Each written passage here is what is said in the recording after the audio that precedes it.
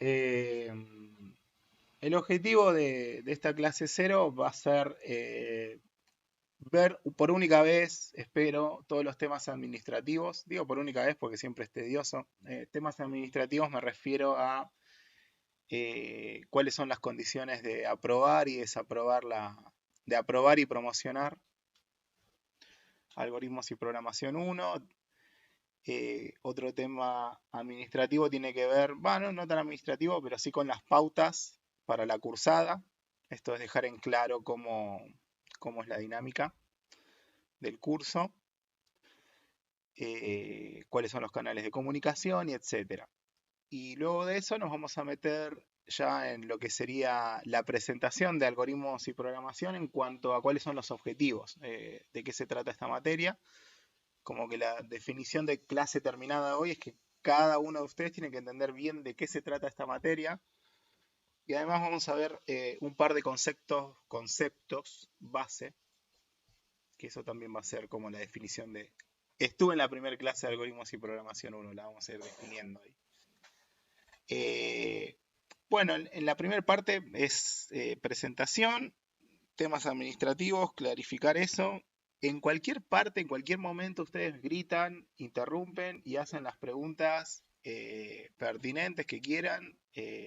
No hace falta que levanten la mano o hagan algún protocolo, simplemente agarran el micrófono o escriben en el chat o patean o hacen algo. Pero sí es muy importante la participación, así que bueno, es bienvenido en cualquier formato. Bien, así que bueno, comenzamos. Vamos a presentar el equipo docente. Yo solo estoy aquí, así que bueno, me presento. Federico Díaz, dije que era mi nombre, tengo 37 años. En docencia tengo, vaya, 9 años de experiencia, en la industria 14 y como padre ahí tengo ya 18 meses de experiencia. Así que bueno, ahí tengo como dos fotos representativas. La de la izquierda más representativa, la de la derecha es más de un Facebook, ¿no? Eh, ahí estoy con Elena cuando raspé por primera vez la olla para que coma. Así que ahí ella roqueándola. Esa es la foto más representativa de estos días. A la derecha, bueno, desde hace 8 años trabajo para una misma empresa que está radicada en Estados Unidos y con base también en Rusia, en San Petersburgo. Solía viajar por año 2 o 3 veces. Ahí es creo, uno de los últimos viajes en San Petersburgo. Eh, en corto, me apasiona a mí la programación. Trabajo en la industria hace bastante tiempo. Me apasiona la docencia. Me apasiona vincular, poner mucho énfasis acerca de la importancia de la formación académica en lo que es la disciplina de algoritmos y programación, que es nuestra materia, eh, cómo está muy relacionada con la industria, cómo es más que una base, es como un pilar fundamental. Así que bueno, en las clases, el contenido que tenemos, del cual un docente siempre termina haciendo un recorte del contenido, es muy fundamental para la actividad profesional en lo que se conoce como la industria del software. Yo lo considero muy fundamental. Eh, por ahí valga la redundancia estas aclaraciones, pero me gusta hacerlas. Y bueno, es mucho contenido que tenemos para el curso de algoritmos y programación uno. Requiere mucho trabajo, sobre todo de parte de ustedes. Yo trato de que las clases tengan la calidad máxima que le pueda dar y proporcionalmente a esa calidad que quiero darle a las clases es la exigencia que va a recaer en ustedes. Nunca trato de desbalancear eso. No voy a convertirme en alguien súper exigente cuando doy unas clases de mierda y esas cuestiones. Así que bueno, sí como trato que cuatrimestre a cuatrimestre ir mejorando la materia. Estamos muy bien, por lo que hablo con otros docentes de otras universidades, me interiorizo mucho acerca de cómo llevan a cabo esta asignatura en otras universidades. Y bueno, es pesada la materia, ¿sí? Eh, Así que bueno, ¿qué quiero decir con esto? Simplemente ser franco, ¿sí? Es como va a requerir mucho trabajo, ¿sí? Así que bueno, mi objetivo es tratar de ser un facilitador en este camino para ustedes, no el maldito que aprueba y desaprueba, sino tratar de facilitar para que tengan una gran cursada y bueno, y expriman la materia. Ese es mi objetivo, ¿sí? Así que bueno, eh, eso para presentarme ante ustedes como su docente. Ahí está mi dirección de correo electrónico para que ya lo agenden. Y bueno, los asusté. ¿Está todo bien por allá? ¿Pueden decir algo? Todo tranquilo. Todo tranquilo. Noelia, bueno. Ahora, qué No bueno. les Todo veo las bien. caras, ¿viste? Están todos. Sí, Están un fito acá. Escriban estamos. algo, FF, lo que sea, no sé. Bien. De 10, todo bien, dice Rodrigo. Gracias. Nora también está de vuelta, dice. Francisco también. Así que bueno. Bueno, continuamos. Vamos a, vamos a la parte aburrida, por eso le puse el nombre Administrivia para las cuestiones administrativas. Condición para aprobar la materia. En la materia existe un parcial. Ese parcial se toma cuando ya estamos cerca del 40% de la cursada, antes de la mitad de la cursada, mucho antes en realidad. Existe un parcial, ese parcial obvio tiene recuperatorios. Bien, también hay un trabajo práctico. El trabajo práctico se lanza también a la altura del parcial. Ese trabajo práctico los va a acompañar desde ese momento hasta el final de la cursada. Es un trabajo práctico que tiene al menos 3 entregas. Es sobre una misma temática, que es construir una librería, un software.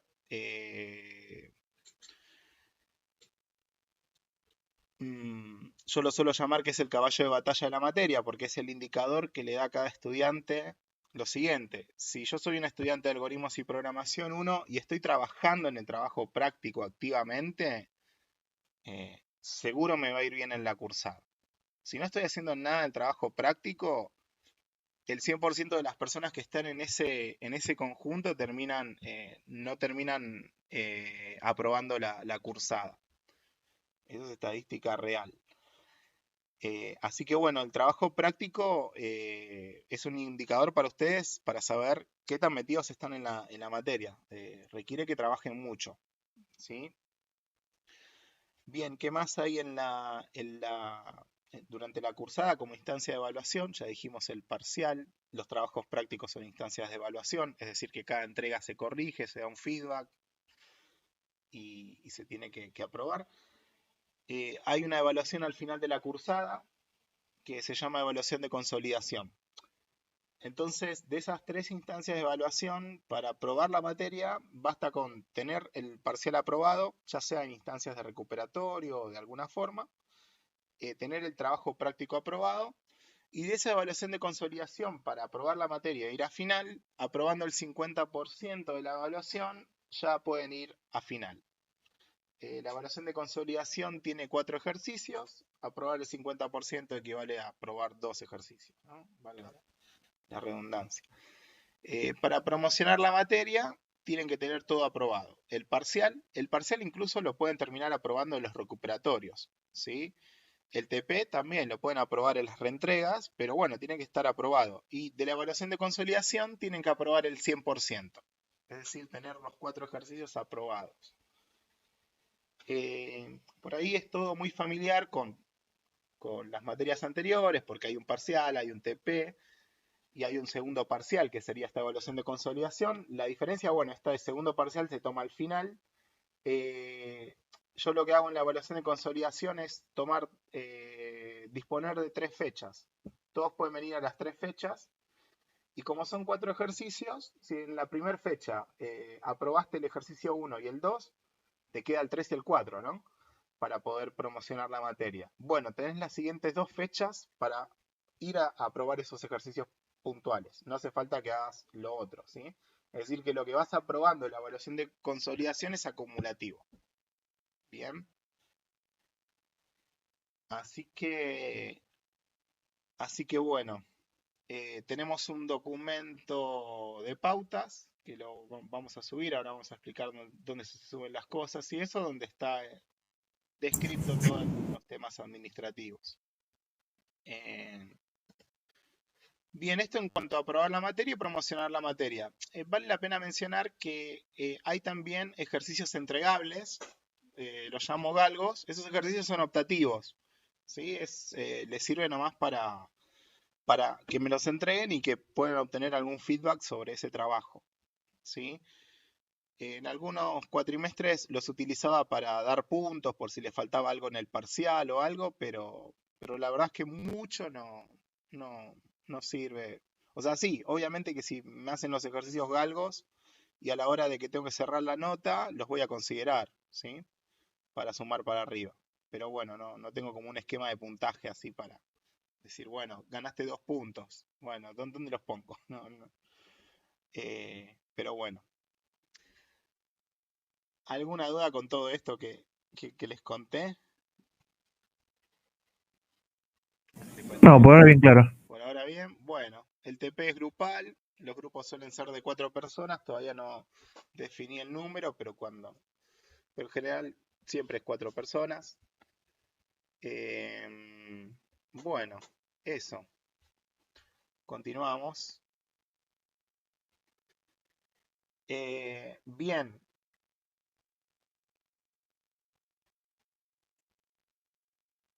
Esto es del cuatrimestre anterior. Para el turno noche tendremos que cambiar el horario. Esto lo tengo que actualizar. Bien. Los encuentros son casi siempre van a ser sincrónicos. Es decir, nos conectamos como ahora y tenemos una clase, ¿sí? Si bien hay mucho material que ya está subido en YouTube de los cuatrimestres anteriores y eventualmente si alguna clase no la puede dar, los voy a utilizar para decirle hagan esta clase y ahí será asincrónico. Yo considero que siempre cada clase tiene una instancia única, ¿no? Es como que la clase, bueno, hay un contenido que es el que doy, que por ahí es el mismo, cada cuatrimestre, eso está bien, pero ustedes hacen la clase, ustedes tienen sus preguntas particulares, sus consultas particulares, se cambia el ritmo de cada clase en función también de eso. Entonces, los encuentros que decido tener son activos. Nos conectamos y vemos el tema y trabajamos. Es decir, que hoy estamos 6:45 y vamos a estar hasta las 10:45 o 10:30 de clase. Sí, para ser realistas, hay algunos encuentros que no he podido dar en cuatrimestres anteriores. Bueno, ahí subo material para que trabajen y ahí está la modalidad asincrónica. ¿Sí? Bien, otra cosa es cada clase se graba. Esto es por si alguno tiene problemas de internet o de conexión. Bueno, va a poder ver la clase en otro momento que no tenga esos problemas o problemas de cualquier tipo. Las clases se graban y las subo a YouTube. Ahora vamos a ver dónde va a parar eso. Pero es decir que tenemos lo que llamo una agenda oficial. A ver, antes de ir a eso, vamos, mejorasla. Esto, los canales de comunicación. ¿Dónde va a estar toda la información? ¿Dónde van a estar las clases subidas y todo eso? Bien. Bueno, el campus es nuestra plataforma institucional, ¿sí? Es decir, que la vamos a utilizar sobre todo para las evaluaciones. Cuando se toman evaluaciones en esta modalidad, se suben al campus, yo me conecto, ustedes se conectan, ustedes hacen la evaluación y la terminan subiendo al campus. Es decir que, y mismo también en el campus van a encontrar material de cuatrimestres anteriores, ¿sí? Las clases y esas cuestiones. Creo que hay una solapa que se llama historial de clases y ahí están como las agendas de las clases anteriores, donde por cada clase creo que está el link a lo que fue esa clase en YouTube. Ese es el uso que le vamos a dar al campus. El uso fuerte que vamos a utilizar durante la cursada en nuestra plataforma de trabajo principal es Slack. Básicamente en Slack van a encontrar todo el material. Es decir, alguien se pregunta, ¿dónde está esta diapositiva que estamos viendo ahora? Y vas a Slack, la vas a encontrar. ¿Dónde está ese documento de pautas que puso el profesor? Y debería estar en Slack. Voy a ir a Slack, lo voy a encontrar. ¿Dónde está la guía de ejercicios? ¿Cuál es el link de la última clase? Tengo una pregunta para el profesor, ¿dónde la hago? La hago por Slack, es decir, en nuestra plataforma de comunicación principal.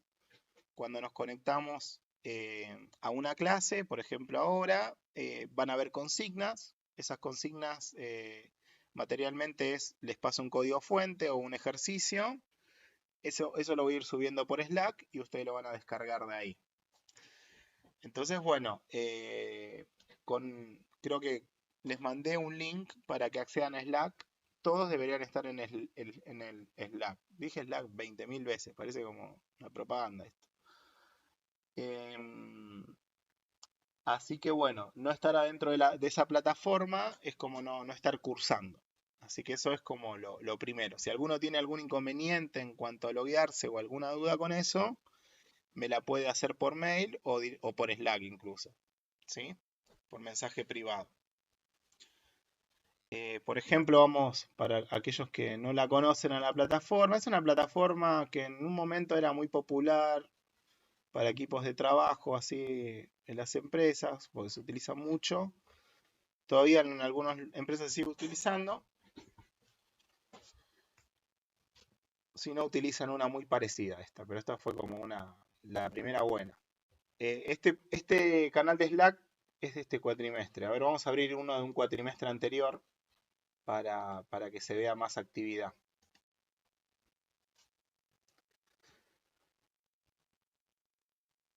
Y se entienda más o menos cómo utilizamos. Bueno, ustedes se loguean con su usuario. Hay una app para el celular incluso. Y bueno, y acá lo que tenemos son distintos canales donde sirven para segmentar la información. Es decir, hay un canal que se conoce como anuncios importantes y acá van a encontrar tipo de, recuerden que hay un examen o ese tipo de recordatorios que por ahí envío, o incluso también si yo no estoy llegando a una clase y ustedes están conectados y el profesor no está, seguro el profesor dejó un mensaje en anuncios importantes diciéndoles en 20 estoy conectado y esas cuestiones. Son como los anuncios importantes, emergencias o cosas que van surgiendo.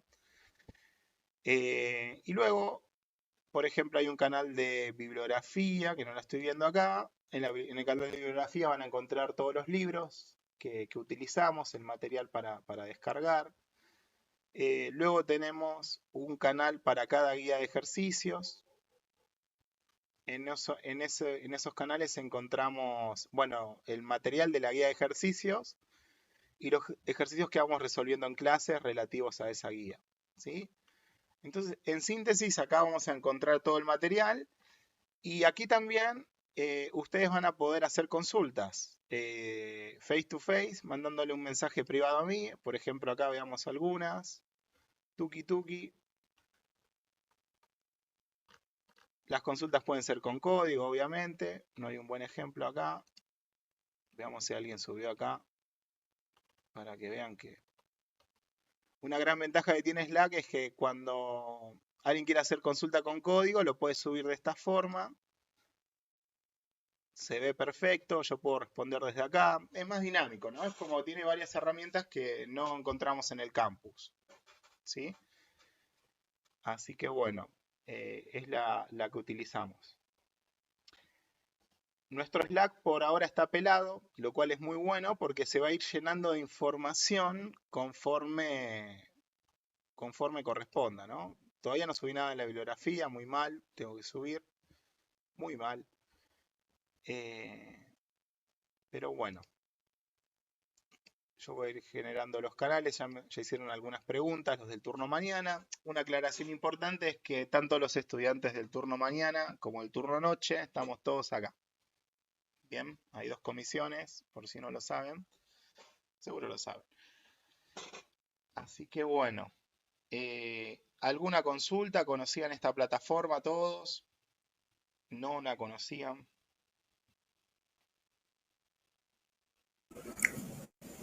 Sí, yo la usé para la anterior, como es algoritmos y estructura de datos. Bien, Sí. bueno. Perfecto, entonces. Continuamos. En la empresa alguien la usan, bien, buenísimo.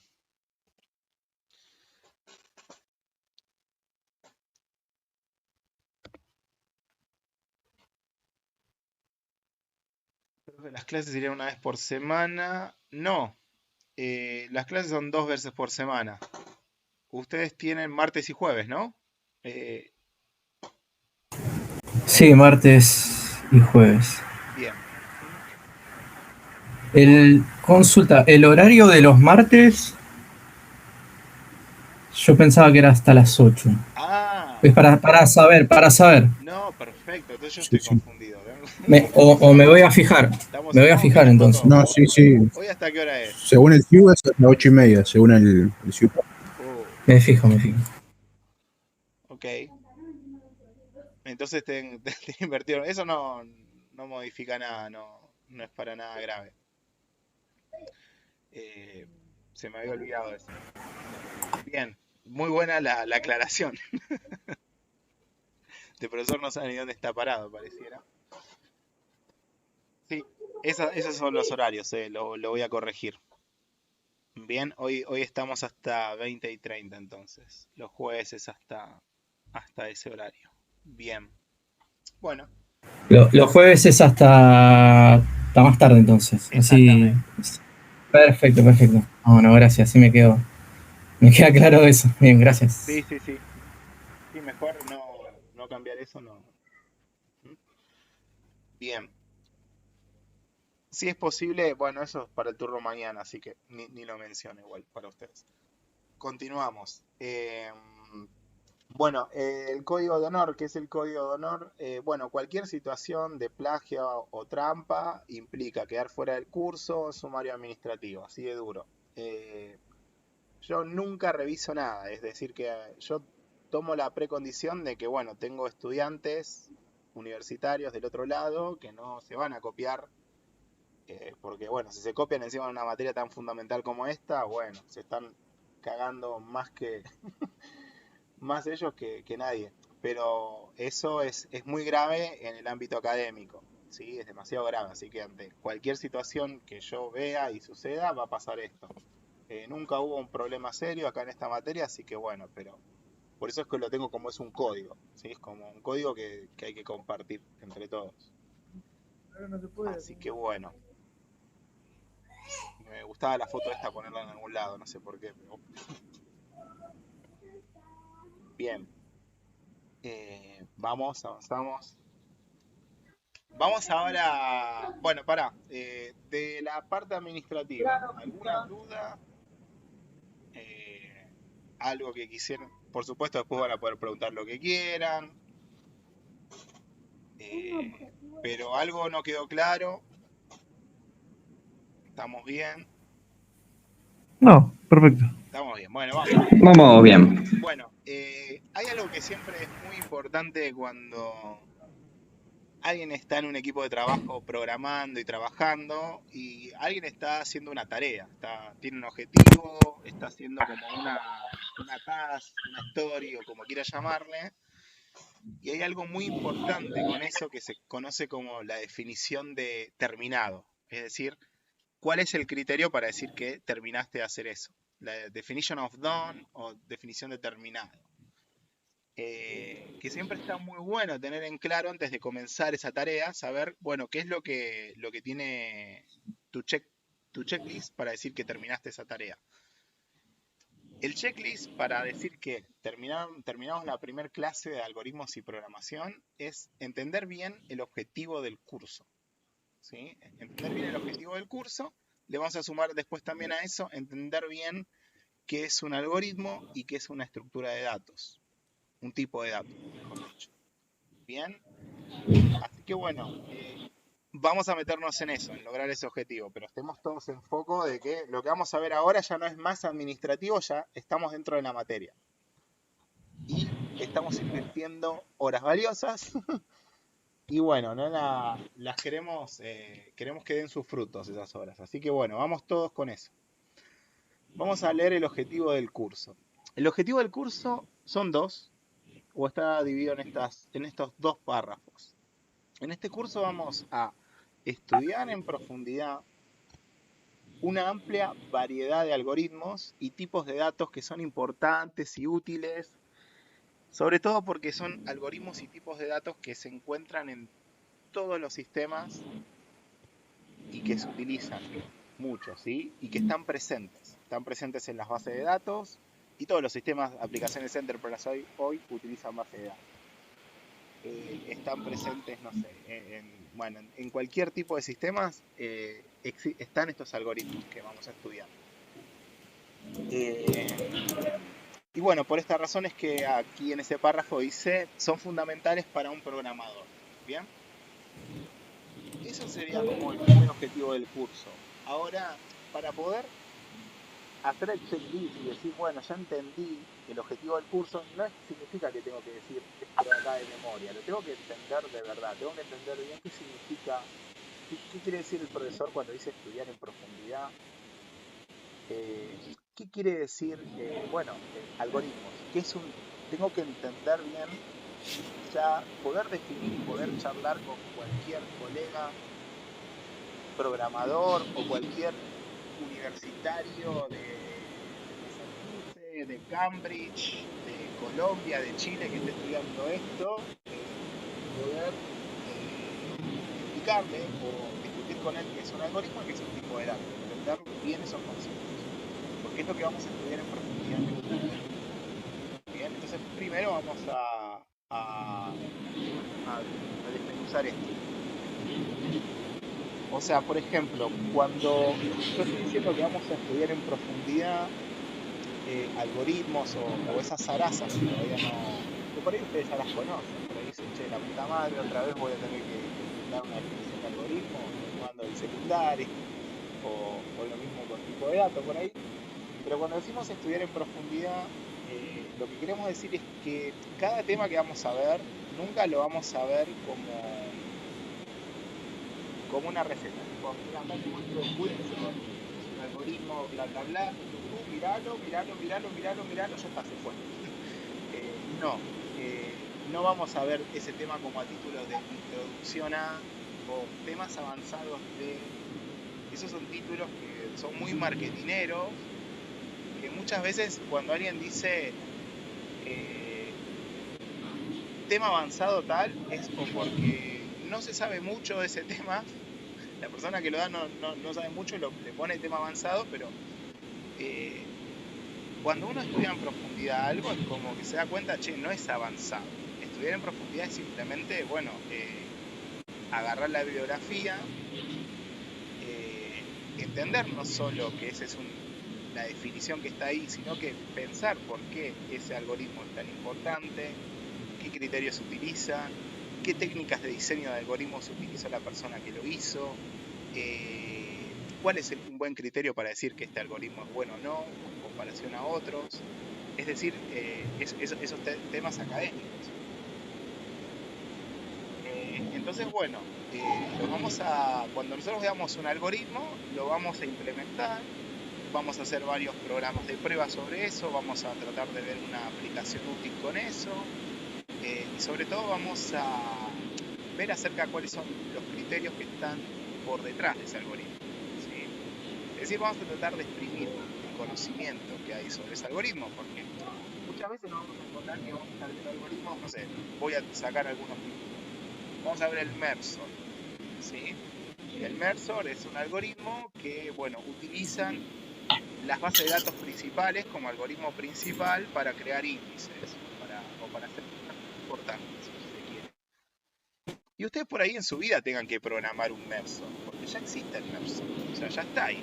Usted sabe que para ordenamiento externo es súper eficiente y tal, y el programador agarra y lo usa, no es que lo va a tener que usar. Ok, pero el tipo que hizo el MERSO, ¿bien? ¿Qué técnica de diseño utilizó para fabricar ese algoritmo? ¿Qué criterios utilizó para decir que ese algoritmo tenía una performance, una complejidad temporal, una complejidad espacial muy adecuada para las bases de datos?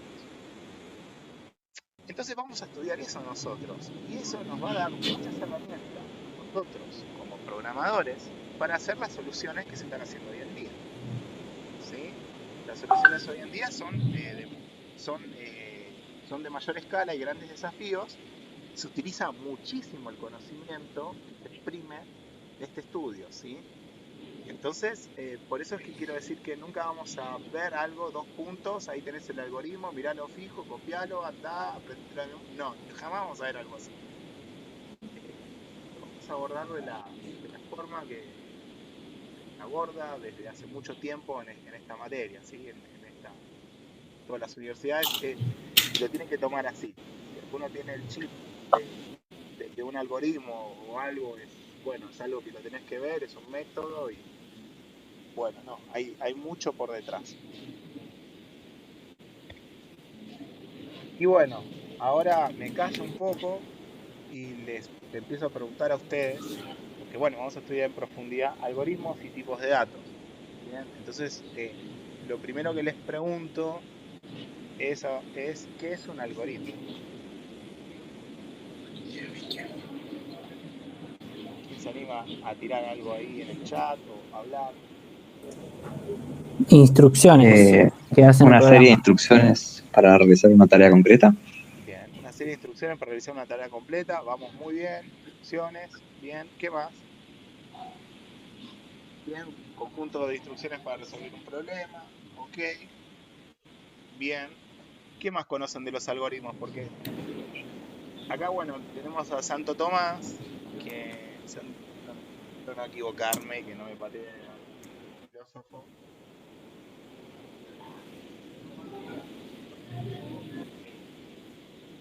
Lo siguiente, que como hay muchas veces que uno utiliza muchas veces algo, lo conoce, porque tiene mucha experiencia. Ustedes tienen mucha experiencia respecto de algoritmos. Han programado, se han peleado muchísimo con el compilador, vienen de programar de las materias anteriores. Entonces es como que sucede lo siguiente. Si yo no se los pregunto, ustedes saben que saben lo que es un algoritmo, pero si se los pregunto, por ahí empiezan a dudar un poco, ¿no? Como este filósofo decía, bueno, a mucha gente cuando le preguntan qué es el amor, qué es la música. Son cosas que tiene mucha experiencia, pero que por ahí no les puede poner palabras. Bueno, nosotros queremos ponerle palabras bien. Bien, ahí Nora también nos suma y dice que es un conjunto ordenado y de instrucciones para solucionar un problema. Bien, entonces yo, de lo que me están escribiendo ahí, está como la idea de que existe un problema, se quiere dar una solución, se puede escribir en forma de un algoritmo, y ese algoritmo en general son como pasos ordenados o instrucciones ordenadas, ¿no? Es decir, ese algoritmo vendría a ser como un modelo que va a solucionar un problema, ¿no? Esto, por ahí estamos todos y estamos muy bien, ¿sí? ¿Qué características tienen? ¿Conocen ustedes de los algoritmos, de su experiencia? Además de eso, ¿no? ¿Hay algo más que pueden agregar?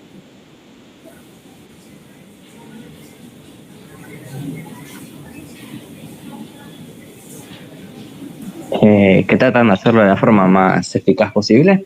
Bueno, ok. Bien, o sea, O automatizar tareas también. claro, o sea que tratan de hacerlo de la forma más eficaz posible. O sea, el algoritmo podría ser algo que alguien lo podría describir y no por ahí ni escribir un código. A nosotros nos va a importar cómo implementar ese algoritmo utilizando un lenguaje de programación, hacer un programa, ¿no? Y en ese punto es que, bueno, vos te diría, bueno, que lo haga de la forma más conveniente, más eficaz. Bien. ¿Qué otra característica hay?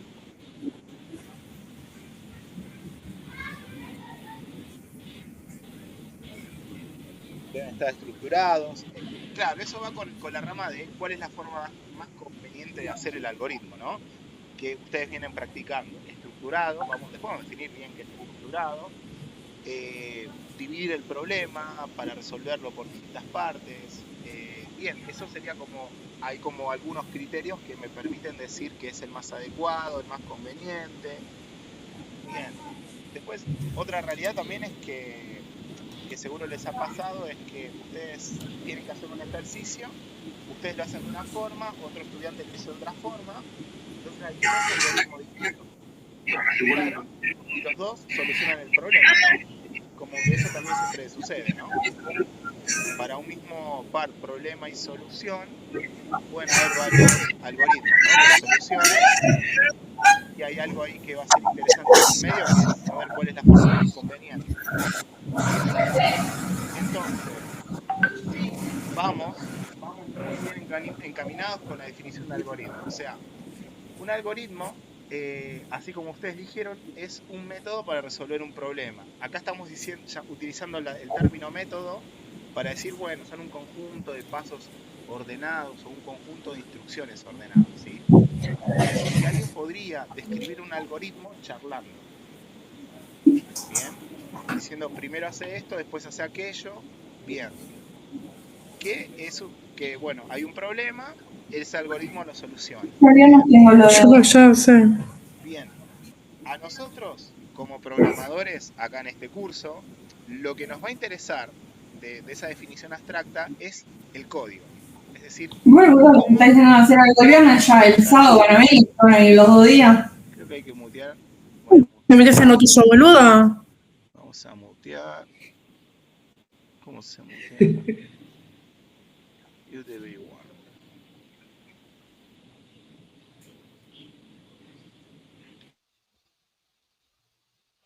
Bueno, ahí decía lo siguiente. A nosotros los que nos va a interesar de esa definición súper abstracta y que se la podemos decir a cualquiera y es, bueno, el código, es decir, cómo implementás ese algoritmo, ¿sí? ¿Cuál es la manera más adecuada? Y eso tiene que ver con lo que decían unos compañeros, ¿no? Debe estar estructurado, debe ser eficaz y esas cuestiones.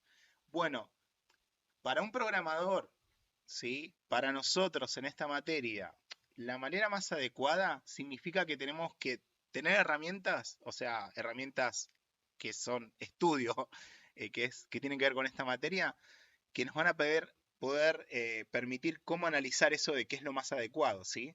Que son básicamente estas tres, ¿sí? La primera es poder entender la complejidad temporal de la implementación de mi algoritmo, ¿sí? Por complejidad temporal nos referimos a entender cómo se va a comportar mi algoritmo con el uso del tiempo.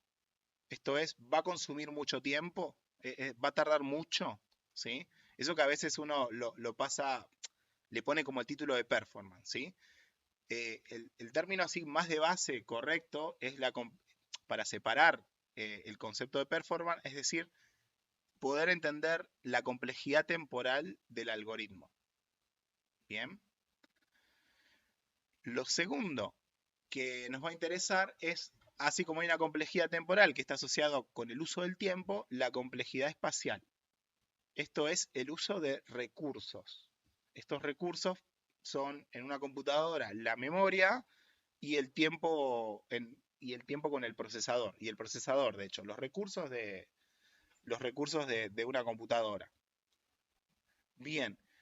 Y lo tercero es los criterios para decir que mi diseño es una solución simple, ¿sí? Y clara, que tiene que ver con lo que ustedes decían, que sea estructurado y que esté separado. Es decir, que nosotros vamos a estudiar en profundidad algoritmos, entendiendo ese concepto de que nos va a interesar ver el código de esos algoritmos, una vez que ya, por supuesto, ya sabemos que un algoritmo es un método para resolver un problema, a nosotros nos va a interesar ver el código, un código de eso, cómo está implementado, si es adecuado o no. y definimos adecuado con esos tres componentes. Debemos poder analizar la complejidad temporal, la complejidad espacial y tener criterios para decir que ese diseño de código, esas líneas de código, son mantenibles, reutilizables. Eso lo estamos resumiendo en claro y simple. Es decir, vamos a ver varias técnicas para eso. ¿Sí? Y ya que estamos, me gustaría como romper el hielo sobre este concepto con un pequeñísimo ejercicio, ¿sí? Vamos. El ejercicio es tan tonto que no lo van a querer ni hacer.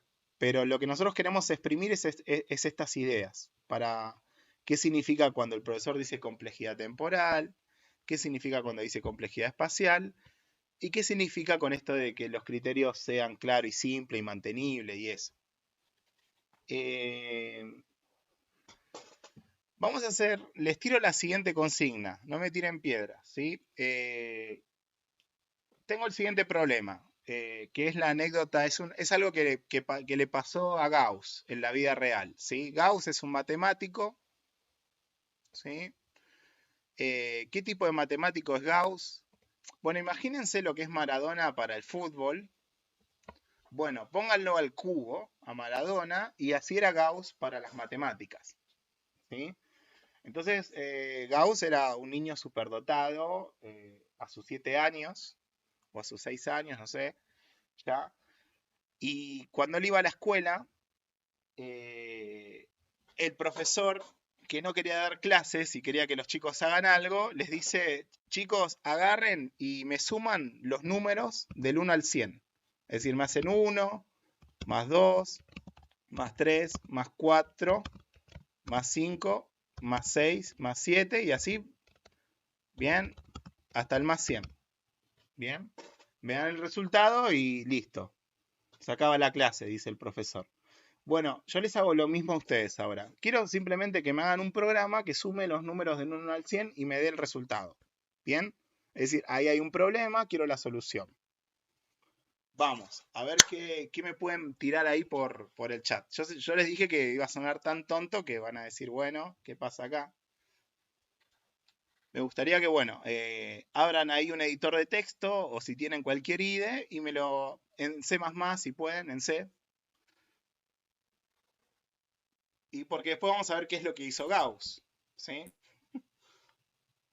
De hecho, ¿no existe una ecuación que calcula la sumatoria de los primeros n números? Hacela. Yo O quiero ¿que la demuestre o que...? Ah, que... Exacto, Ok, yo ok. quiero el algoritmo, me interesa ver el código, ¿sí? Y después vamos a ver Ok. los criterios sobre el código. ¿Bien? Por ahí. Así que bueno, primero aprendete el algoritmo o bueno, o resuélvanlo como lo resolverían ustedes, sin googlear Gauss.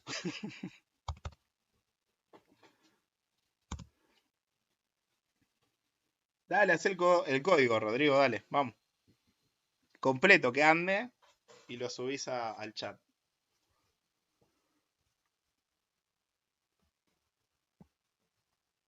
Lo escupen en el chat, ahí lo tiran.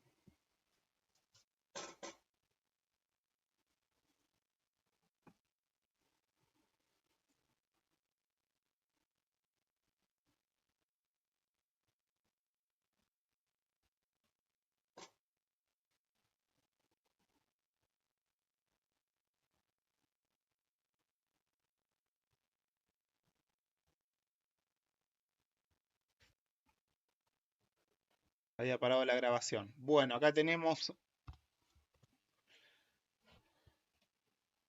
más o menos un código que... Este código lo entendemos todos, algunos no, de los que está acá. Sí, profe, lo entiendo, pero no tenía ganas de hacerlo. ¿Esa sería la respuesta o...? Porque no hubo mucha participación, debo decir. ¿Hasta acá estamos con esto?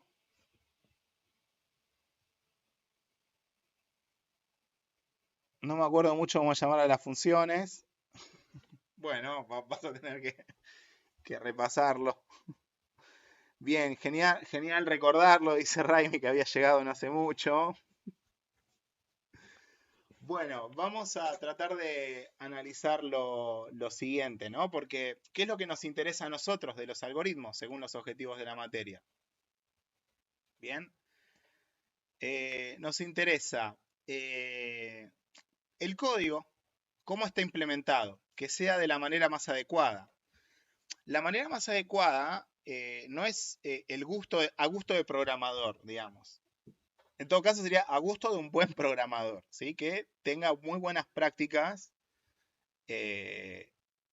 justamente para que se cumplan estas cuestiones, ¿no? Que un programador pueda analizar la complejidad temporal, la complejidad espacial y los criterios para que mi diseño de código sea claro y simple, mantenible, reutilizable. Criterios como ustedes mencionaron, código estructurado y esas cuestiones, que está bueno verlo, ¿sí?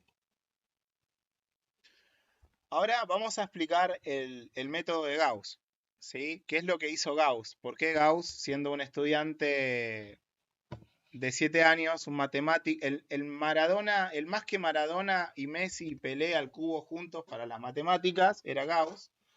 Gauss dijo lo siguiente: mira, si yo empiezo a sumar los extremos, hago 1 más 100, esto me da 101. Bien, ahora hago el otro extremo, ¿sí? 2 más 99, esto me da 101, dijo. Ahora hago los que le siguen, ¿no? Hago 3 más 98, esto me da 101. Bien, entonces dijo Gauss, lo que tengo que hacer es 101 por la cantidad de veces que voy a hacer esto. ¿Cuál sería acá el multiplicador?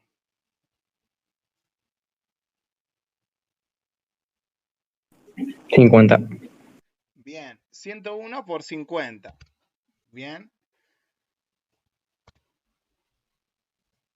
Entonces es como que Gauss, esta función, hizo eso, ¿no?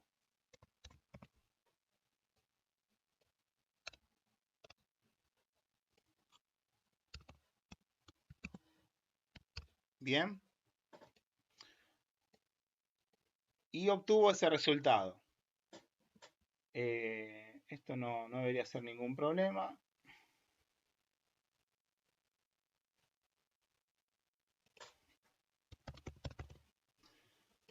Bueno. Ahora, vamos a analizar lo que sería la complejidad temporal de un algoritmo. No es que vamos a ver el tema ahora de complejidad temporal, vamos a tener como un primer acercamiento que es la complejidad temporal. En este algoritmo hay una instrucción que es la que se va a ejecutar más veces, ¿sí? Que esa instrucción podríamos adivinar que es esta, la que está en la línea 7, porque está dentro de un ciclo, se va a ejecutar un montón de veces. Bien.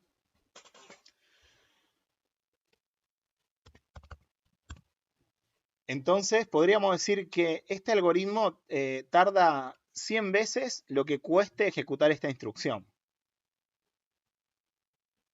¿Hasta ahí me creen o no? Sin medir el tiempo, ¿no? Yo ahora estamos tratando de analizar la complejidad temporal.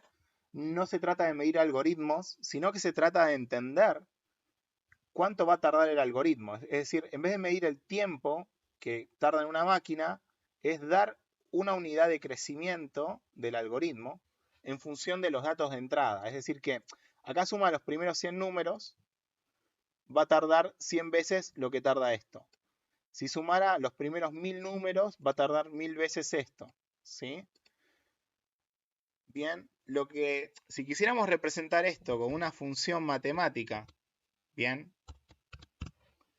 f de x que me dé como resultado algo, una y, no sé, y esa y me dé el tiempo, o vamos a verlo, estoy haciendo cualquier cosa, me dan cuenta, ¿no? Es decir, yo quiero una función que me diga en función de los datos de entrada, porque los datos de entrada, en este caso, bueno, es sumar los primeros 100. Es lo que me diría cuántas veces ejecuta esto. En función de la cantidad de entrada, cuánto va a tardar. ¿Sí? Es decir, que en el eje X tendría el tamaño de la entrada, que la entrada acá es sumame hasta 100. Supongamos que hiciéramos ahora sumame hasta 1000, agregáramos un parámetro. Bien, en el eje X tendría eso. Y en el eje Y tardaría un tiempo proporcional que es lineal. O sea, tendría una función lineal acá. Donde ese son los segundos o el tiempo. ¿Sí? Es decir que cuando tenga que sumar más datos va a tardar más tiempo y esa relación es lineal. Bien, es decir que el día de mañana cuando haga la función que me sume los primeros 40.000 números va a tardar 40.000 veces. Cuando suma 100, 100. Entonces tenemos una función lineal si se quiere. Bien. Este es un tema que no lo vamos a ver, que lo vamos a ver en la materia, lo presentamos. Esta función, esta notación se conoce como Big O, que es representar en una función matemática mi algoritmo para decir cómo se va a comportar en el tiempo. Este algoritmo se comporta como una función lineal. Es decir, a mayor cantidad de datos de entrada, mayor cantidad que va a ser este for, va a tardar un tiempo proporcional a eso. Bien.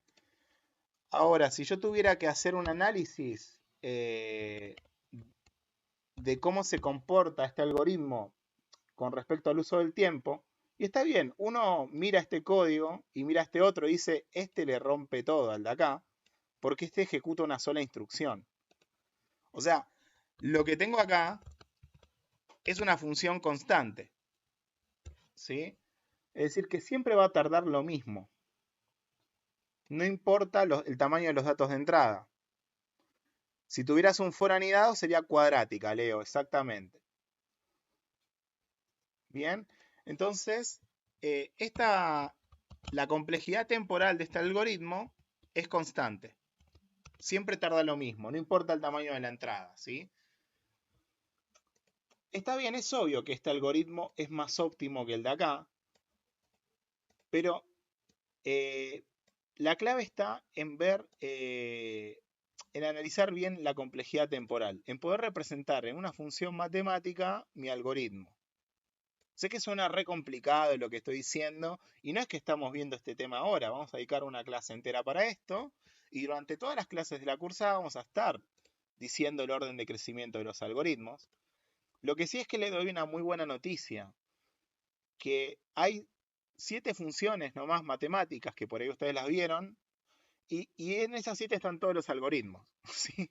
Exponencial, logarítmica, cuadrática, lineal, bueno, polinomios, exponencial, logarítmico, en esas funciones describen a los algoritmos, cómo se comportan con respecto al tiempo.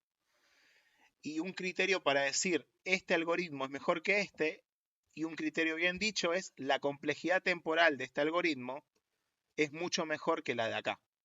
Acá tengo una función lineal, es decir, que va a crecer en el tiempo de manera lineal, y acá tengo una función constante. Significa que si tengo que sumar más números, no importa, va a tardar siempre lo mismo. Bien. Ahora, hagamos realidad eso de sumar más números y que siempre me devuelva. Y hagámosle un homenaje a Gauss. Hagamos una función más adecuada para estos algoritmos que estamos teniendo acá, que son muy simples, ¿no? Es un algoritmo que me obtiene la sumatoria de un número que ustedes dirán, profe, hay una librería que hace eso. Ya sé, pero yo quiero que me implementes lo que hace la librería, ¿sí? ¿Por qué? Porque estamos imprimiendo este conocimiento que es entender la complejidad temporal de un algoritmo, entender qué significa implementarlo de la forma más conveniente, para que vos este conocimiento lo utilices para construir cosas que no están construidas. Porque es la forma en la cual trabajan los programadores profesionales. ¿Sí? Entonces, vamos a meternos bien de lleno en eso. Vamos a hacer que esta función esté implementada de la forma más conveniente y mejor.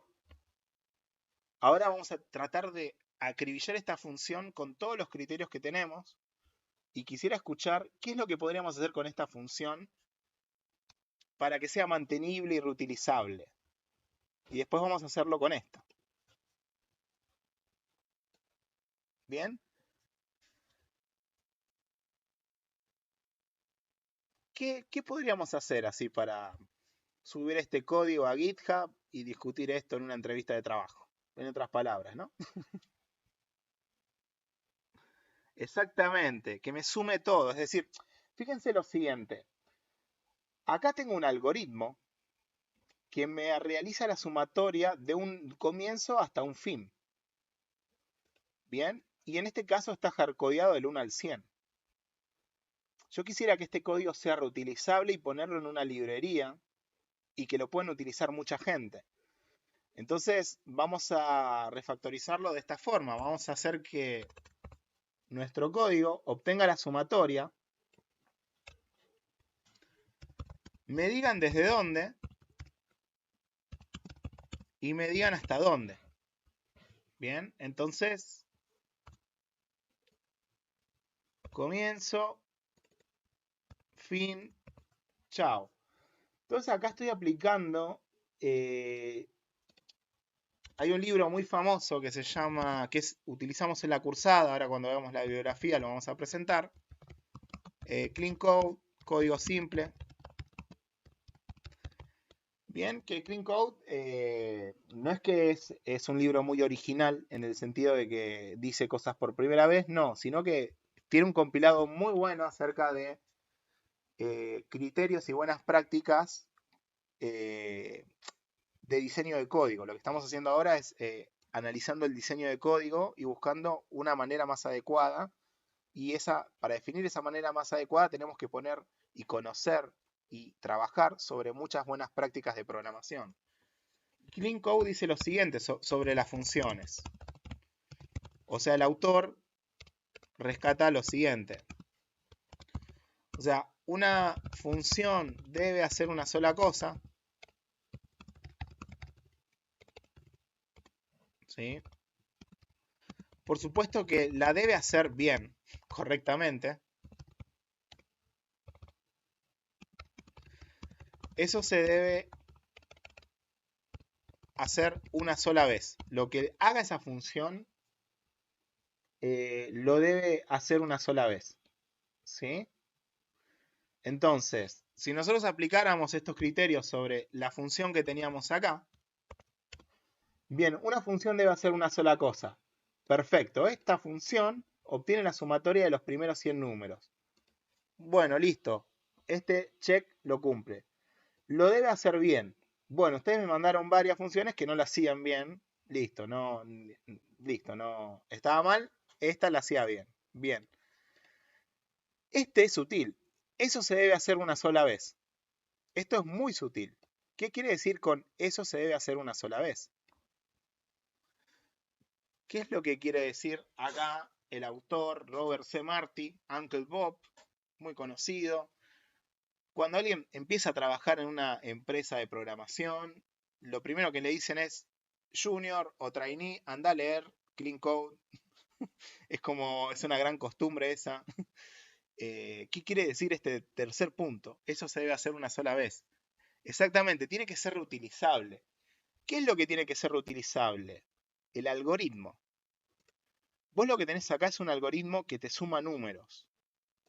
Bien, hacelo para que te sume todos los números. Bien. ¿Se entiende? Porque si no voy a tener una función que me suma los 400. Eso, o sea, parece muy tonto que esté recalcando esto. Pero bueno, es como...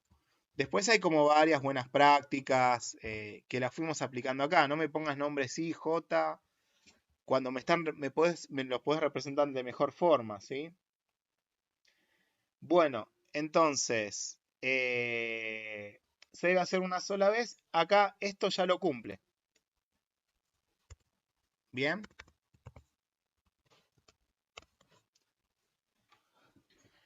Perfecto.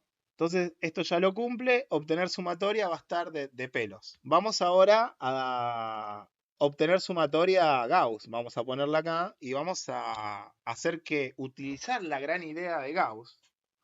El profesor nomás les pidió del 1 al 100. Ahora yo les pido a ustedes, no quiero que me utilicen la técnica de Gauss para el 1 al 100, quiero que me utilicen esa gran idea del gran Gauss para la sumatoria de cualquier comienzo a cualquier fin. Bien.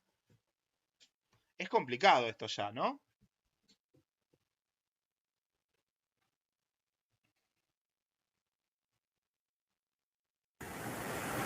¿Se puede poner fin por fin dividido 2?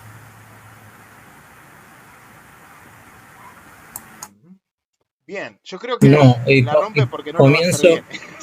Me parece. Acá, fíjense que estamos en un Comienzo. problema, ¿no? Porque este sí sería como un enunciado de un parcial o de una guía de ejercicios en el cual, che, agarrame esa anécdota de Gauss real y llévame ese algoritmo que es brillante para que me haga la sumatoria cuando yo te doy un comienzo y un fin. Bien. Y ahora lo que tiene que hacer un programador es utilizar sus técnicas para diseñar ese algoritmo, ¿sí?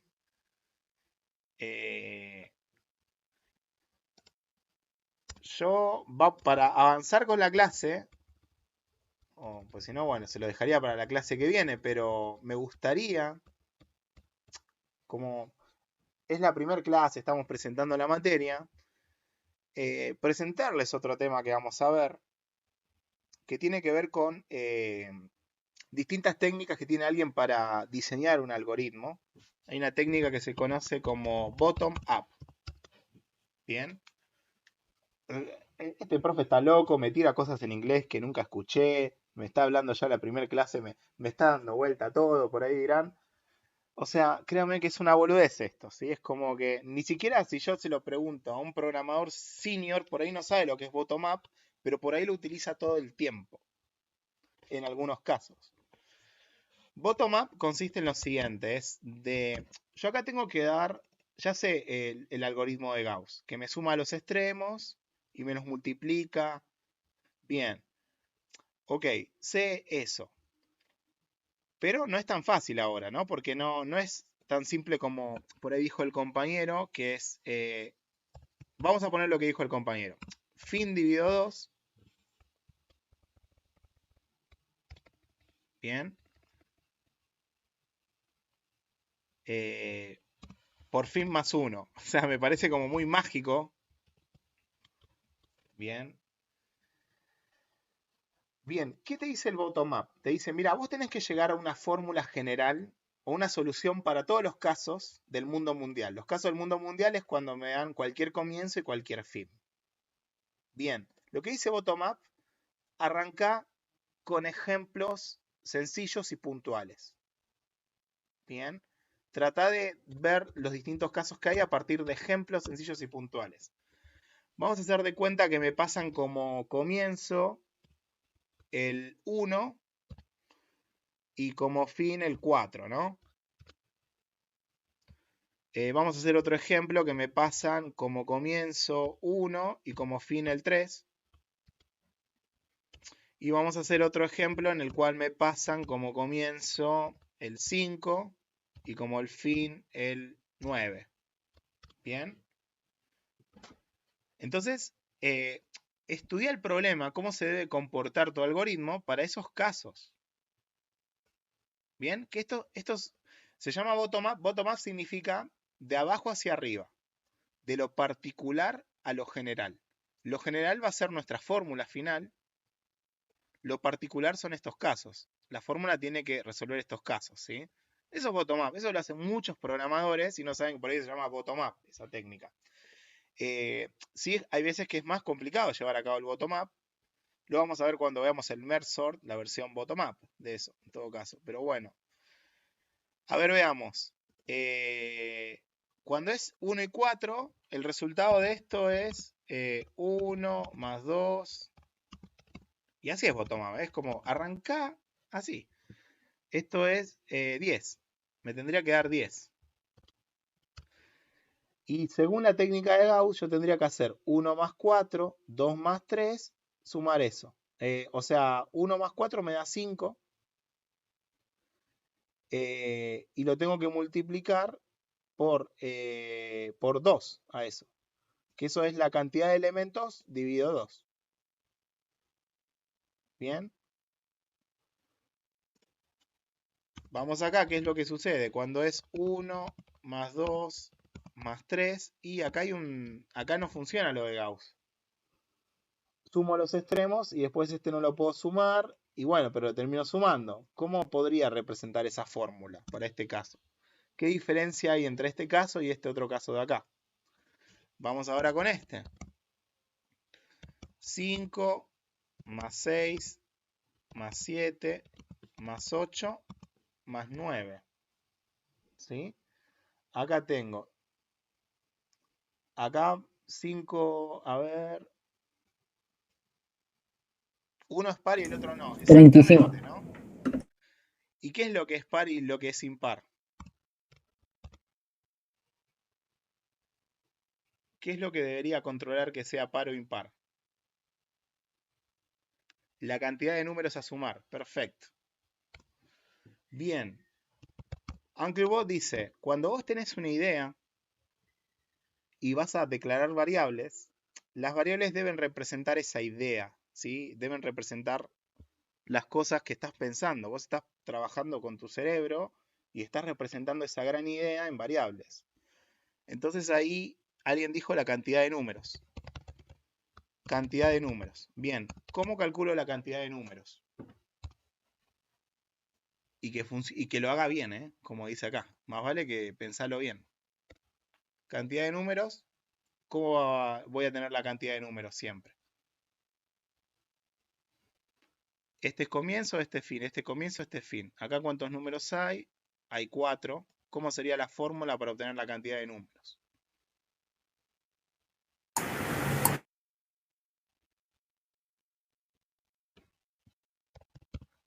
Fin menos comienzo más 1. ¿No? Eso me da la cantidad de números siempre. A ver. 3 menos 2. 2 más 1, 3. ¿Sí? Exactamente. Fin menos comienzo más 1. Listo, ya tengo la cantidad de números. Perfecto. Bien, y ahora tenemos dos universos acá, ¿no? Cuando es par, puedo hacer la técnica de Gauss. A ver, acá la técnica de Gauss es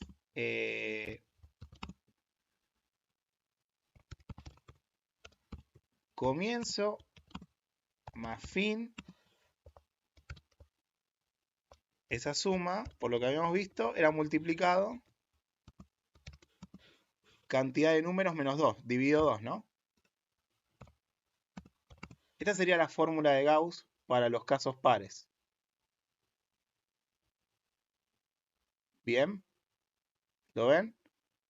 Comienzo más fin, era lo que hace Gauss. Eso te va a dar siempre. Y esa suma la vas a tener que hacer cantidad de números dividido 2. Era lo que habíamos visto acá, ¿se acuerdan, no? Cuando la cantidad de números es par, hace comienzo más fin dividido... Comienzo más fin por la cantidad de números dividido 2. ¿Hasta ahí vamos?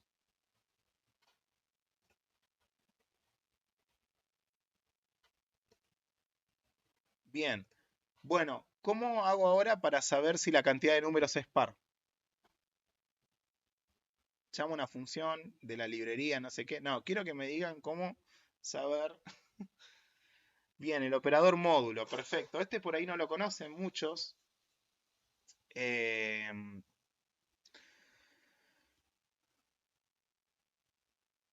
lo siguiente, ¿no?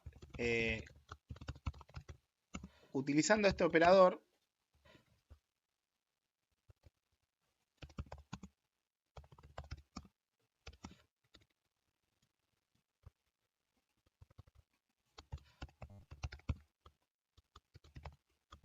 bien, el operador módulo hace lo siguiente. Me divide este número por el otro número. Vamos a hablar en C++. Esto es un operador. Así como el signo más es un operador, el menos es un operador, la asignación es un operador, bien. Este operador se llama módulo. Este operador, al igual que el signo más, menos y asignación, es un operador binario. ¿Por qué binario? Porque recibe dos operandos. ¿Qué es lo que hace este operador? Hace lo siguiente. Agarra el número de la izquierda, lo divide por el de la derecha y me da el resto de la división. ¿Se acuerdan el resto de la división cuando dividías algo? Espero que sí, ¿no? Más que yo, espero que se acuerdan. Bien, entonces, el resto de la división, si yo divido algo 2 y el resto es 0, significa que es par.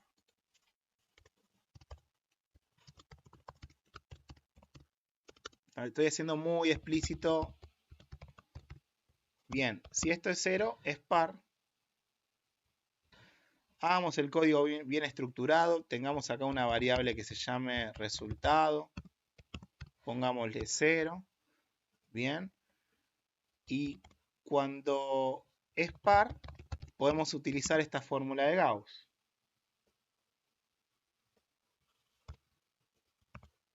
¿No? Tuki.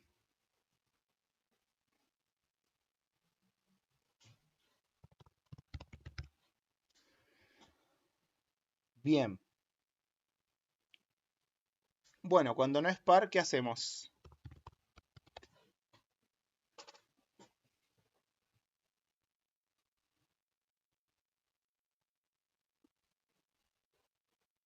¿Se les ocurre algo que podamos hacer?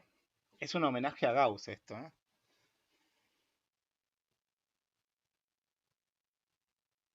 Vamos que algo... Fíjate una cuestión. O sea, cuando es impar, estamos... En este caso era... Sí, en este caso, ¿no? O sea, que si vos tuvieras...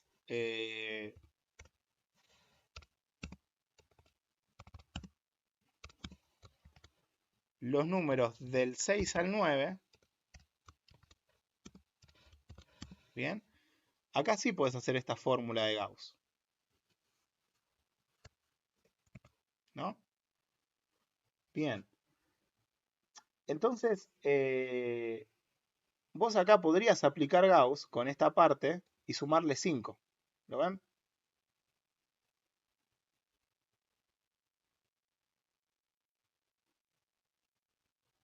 Perfecto. Entonces, para este caso,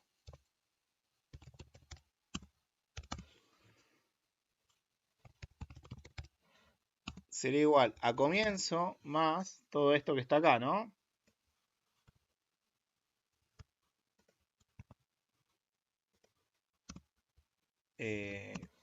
Comienzo más 1 acá. Algo así. Sí, podemos usar recursividad, pero no lo quiero poner ahora porque sería demasiado. Bien.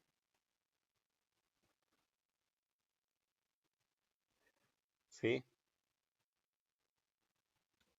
De hecho, podríamos hacer algo más práctico acá, que es decir, mirá, no podemos hacer nada práctico acá.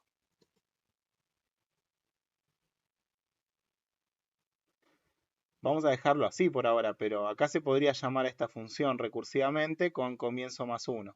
Y ya está. Pero vamos a dejarlo así. O mejor dicho, a ver qué podríamos hacer para mejorarlo sin recursividad. Así nos queda mejor.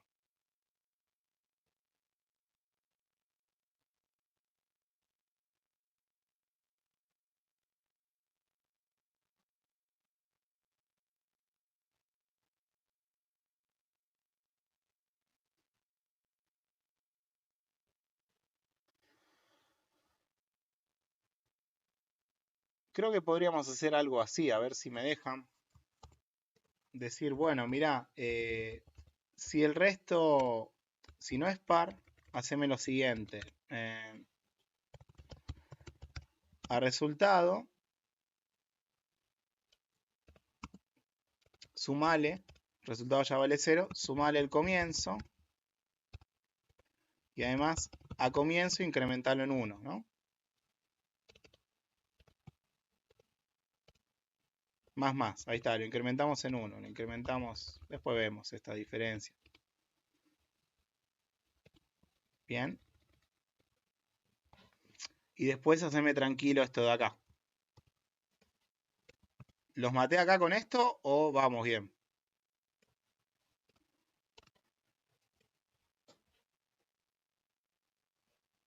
O sea, si es impar, hay que arrancar desde el comienzo.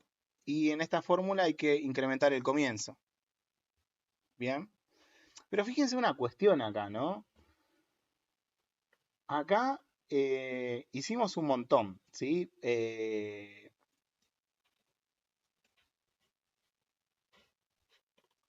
Tenemos como la superfunción acá para la sumatoria.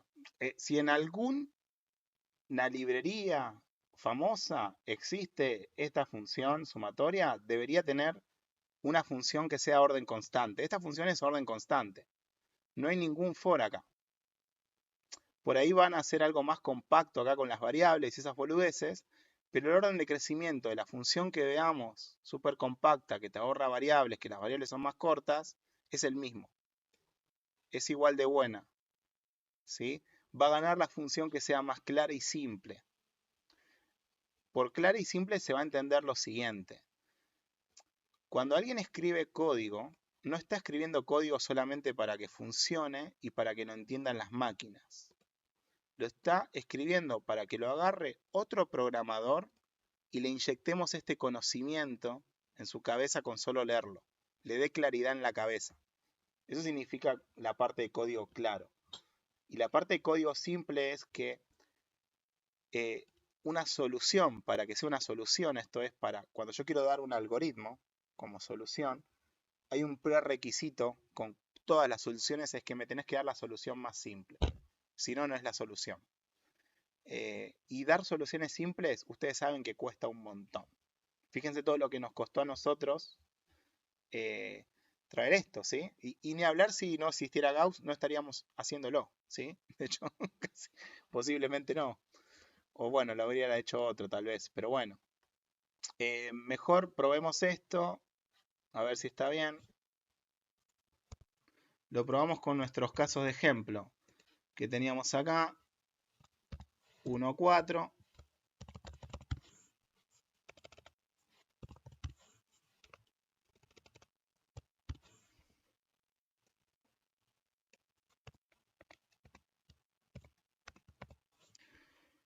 Uno 4, 1 3, 6 9, 5 9.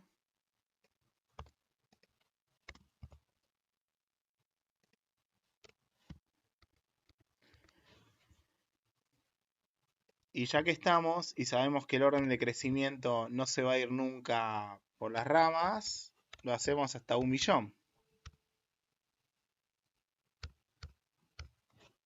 Bien. A ver qué nos da. Bien. Si estuviéramos acá tardaría 1.000.000 de veces en ejecutar esto. Estaría bueno probar el tiempo y esas cosas, pero sabemos ya que este tiene un orden de crecimiento que es una función lineal. Es decir, en función de estos datos de entrada, es que va a tardar este algoritmo. Y este algoritmo es grandioso. No importa si sume 1.000.000 o 40 millones de elementos, siempre va a tardar lo mismo, como si sumara 2 elementos. ¿Lo ven? Entonces es como que nosotros acá en esta materia vamos a estudiar estos grandes algoritmos y vamos a hablar sobre esto, ¿no? O sea, fíjense que, o sea, uno puede apreciar la calidad de este algoritmo frente a este otro cuando tiene el concepto de orden de crecimiento del algoritmo.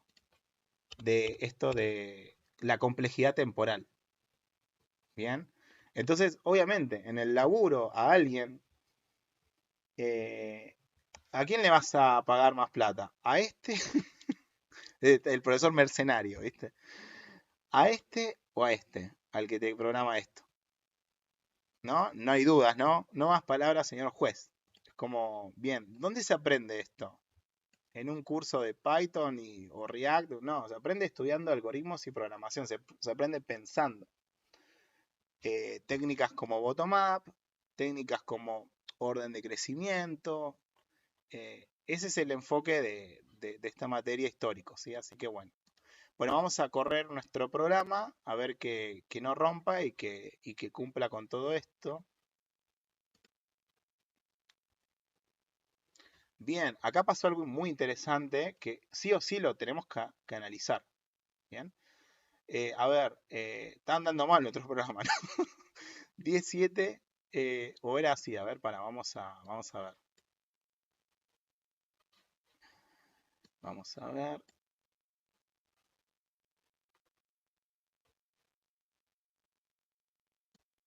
Bien.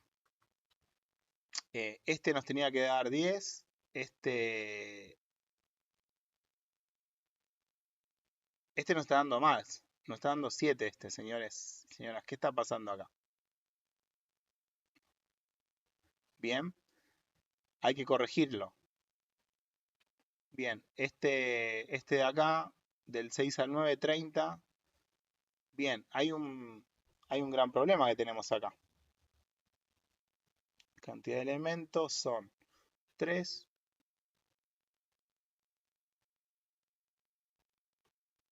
Bien, ¿qué nos está pasando acá cuando es 1 y 3?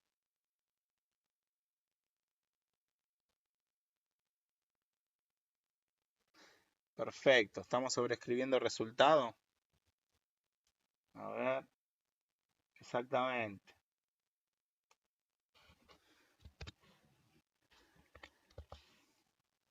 A ver, hay que hacer esto. Bien, ¿Se entiende lo que dijo el compañero acá? Este operador lo tienen, ¿no? Es como le suma lo que tenía resultado el comienzo. O sea, 0 le está sumando el comienzo. Podríamos asignarle incluso el comienzo y no pasaría naranja. Pero acá lo estábamos pisando. Entonces no le estaba sumando el comienzo. Así que ahí el compañero encontró el bug. Algo que va a pasar siempre es lo siguiente. Cuando mi solución sea más complicada, es decir, yo no haya hecho algo simple, y además de no hacer algo simple, no haya utilizado buenas variables que expresen bien la idea, encontrar un bug va a ser más complicado, ¿sí? Entonces, uno de los motivos por los cuales hay que implementarlo de la forma más conveniente es para que sea mantenible. Que sea mantenible es que no cueste mucho, ya sea corregir bugs o, ¿cómo se dice?, extender la funcionalidad de lo que tengo. Eso es como la definición de mantenible.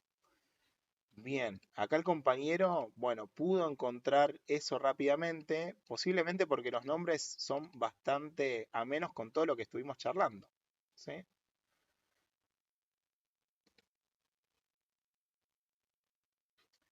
Ahora pareciera que estamos bien, ¿no? A ver, tenemos... no, esto está re mal. A ver, el primero es 1 al 4, el segundo es 1 al 3.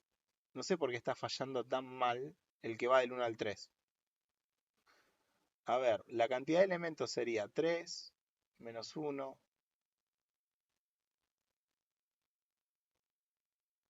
Bien, bien, perfecto. ¿Saben lo que está pasando, no? Acá, ¿no? Que esta sería como la cantidad de números que tengo que sumar. Bien. Ahora, cuando es impar, yo no tengo que... O sea, la cantidad de números es el multiplicador acá. Así que más que representar esto, la cantidad de números, esto me está representando la cantidad de sumas. La cantidad de sumas que tengo que hacer para aplicar esto de Gauss, ¿sí? Que no es igual a la cantidad de números. ¿Por qué? Porque cuando es impar, este número no lo tengo que usar acá. Entonces, esta variable como no está representando bien la idea, ¿sí? Entonces, lo que tenemos que hacer acá es lo siguiente, es como ver qué está representando esto y ponerle un nombre adecuado. Y acá lo que está faltando es actualizar esta variable cuando es impar. Bien.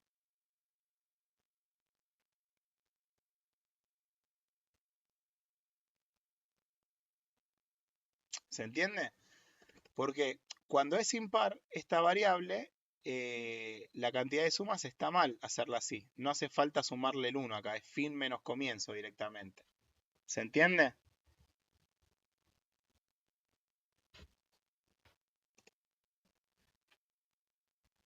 Bien, entonces vamos a solucionar eso.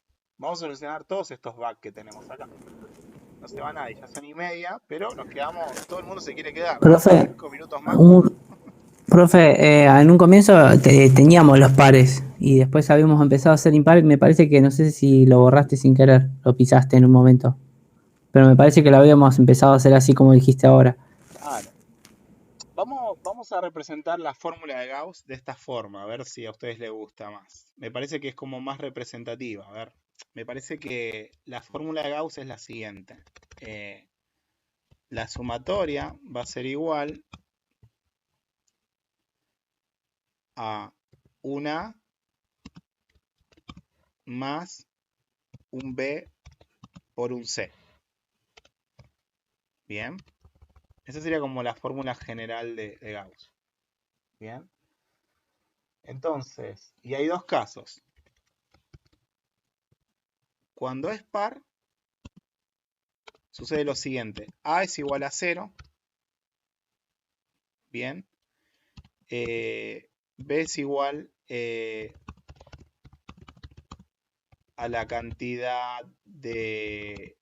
No, no a la cantidad de elementos. O sea, B sería igual a comienzo más fin.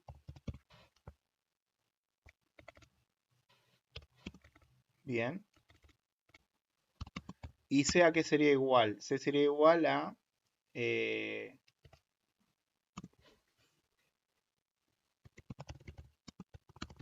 cantidad de elementos dividido 2, ¿no?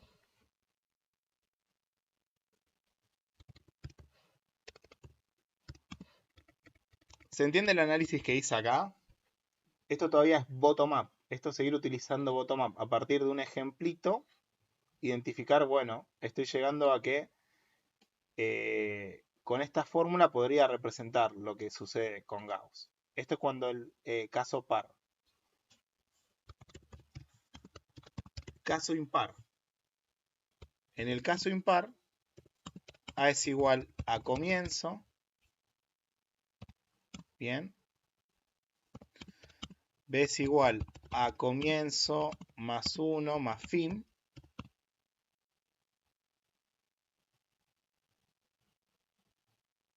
Bien. Y C es igual a la cantidad de elementos menos 1 dividido 2. ¿Se entiende? Porque ya al elemento del comienzo lo termina sumando acá y después termina sumando los otros.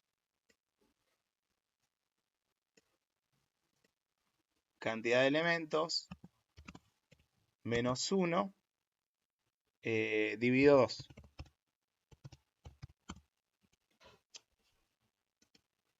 Bien.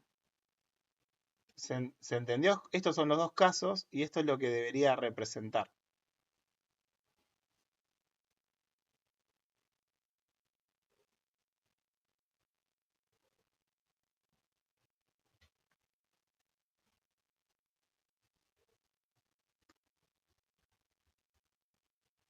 Bien, bueno, presente lista no suelo tomar yo.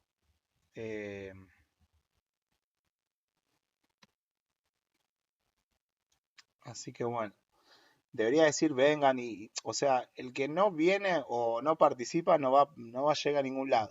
Así que tomar, no. En presencial era más fácil tomar lista para mí, así remoto me costó bastante. Así que no puedo tomar. Bien.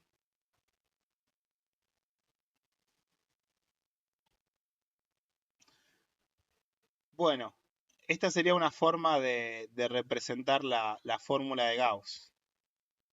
Y deberíamos hacer esto para estos dos casos. Vamos a hacerlo.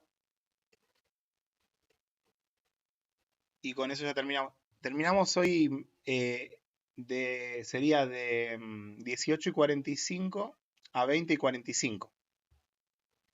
Ahí me estaba acordando que es así, son 2 horas, ¿no? Esa es la. Así que tenemos los 10 minutos ahora para terminar esto.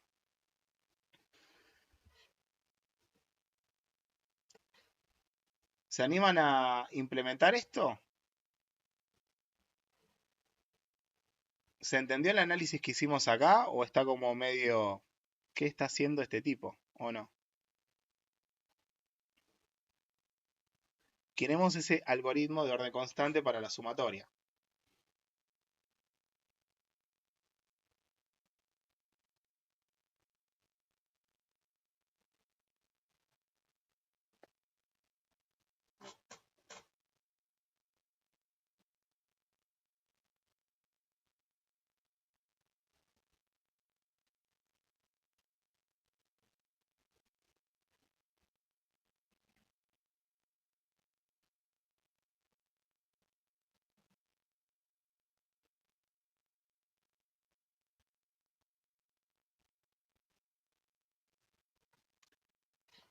Bien, el caso impar, cuando la cantidad de elementos es impar, yo no puedo utilizar la técnica de Gauss. La técnica de Gauss era siempre sumar los extremos, o sea, sumar 1 con 4, 2 con 3, bueno, si era más grande como acá, 5 con 9, 6 con 8, y uno te queda colgando acá siempre. Bien, cuando haces eso. Entonces, como te queda colgando, vos decís, bueno, sumo los extremos no desde el comienzo, sino desde después del comienzo, tuki, y después a eso le termino sumando 5. Entonces, eso lo representamos así, en esta fórmula. Es decir, la sumatoria siempre la puedo obtener de la siguiente forma, haciendo un A más un B por un C. Bien. Cuando es par, A es 0, o sea, no hace falta. Y B va a ser el comienzo más el fin, y C va a ser la cantidad de elementos dividido 2, porque es la cantidad de veces que tenés que realizar esa suma. Es lo que hizo Gauss en la escuela, ¿no? Cuando le hicieron sumar los números del 1 al 100. Sumó el 1 más el 100, se dio cuenta que si hacía esa suma 50 veces, obtenía la tarea, entonces hizo 101 por 50, le dio 50-50. Bien. Ahora, cuando a mí me dan un comienzo que no es 1 y un fin que no es 1 y la cantidad de elementos no es par, cambia esto. Y cambia de esta forma.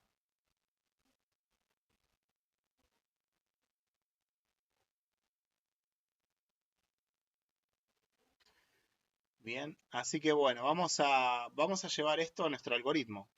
Si esta idea está bien, esta es la idea, este es el método. O sea, de la definición de algoritmo, lo que tenemos acá es un método para resolver un problema. Acá hay un método. A lo que a nosotros nos interesa es implementar esto. Vamos a implementarlo. O sea, acá tenemos, nuestro método está explicado en esto, ABC. Vamos a tener que utilizar esto, ¿no? Estos nombres de acá, para poder representar nuestro método. Entonces tenemos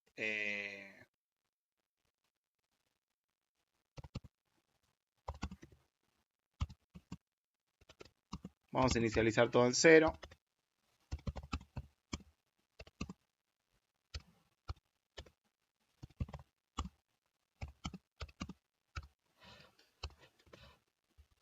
Bien.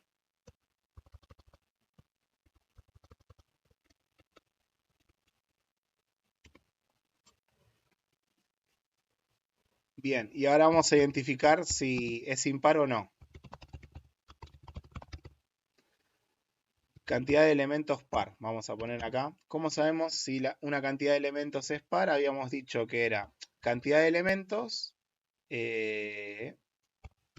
la cantidad de elementos era comienzo, no, fin menos comienzo.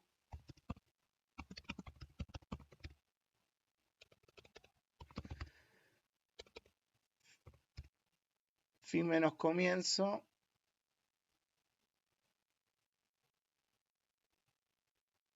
más 1. ¿no? Eso me da la cantidad de elementos. Yo quiero saber si esto es par. Utilizo el operador mod 2. Bien. Si esto es par, significa que esto, el resultado de hacer todo esto, es igual a 0. Y esto me interesa si la cantidad de elementos es par. Bien, me da todo operador, toda sentencia devolviendo un valor. Si eso es 0, significa que es true. Cantidad de elementos par.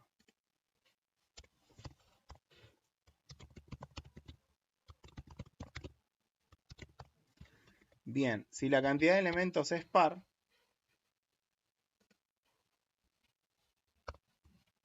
utilizaremos nuestra fórmula de Gauss, que es esto de acá. ¿Sí? Queremos que A siga valiendo 0, sigue valiendo 0.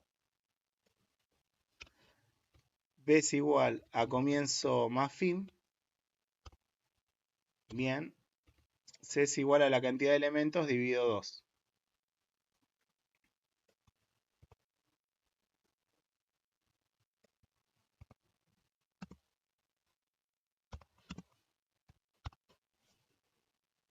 Bien.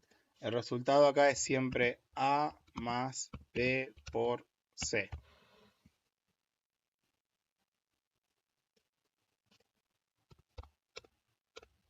Bien, para el otro caso,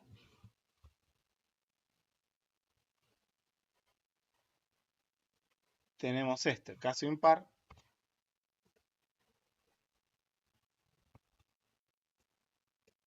Bien, A es igual a comienzo.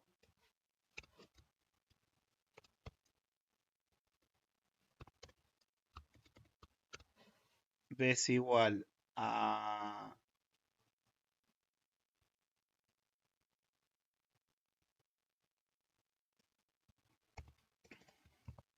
Bien, comienzo más 1 más fin. Bien.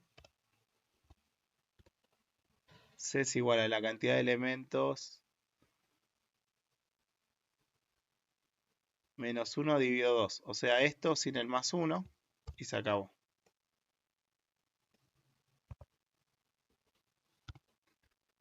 Y acá tendríamos como la gran fórmula que tenía en la cabeza Gauss. ¿Sí?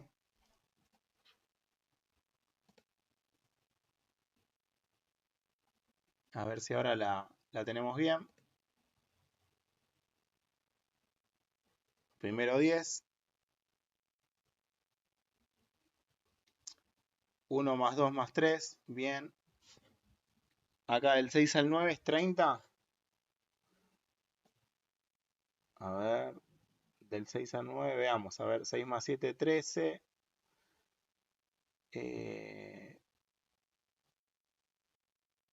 Sí, ¿no? Ayúdenme a ver. Sí. Y el otro tendría que ser 35. Bien. Y este no creo que sea los primeros de 1.000.000, ¿no? A ver.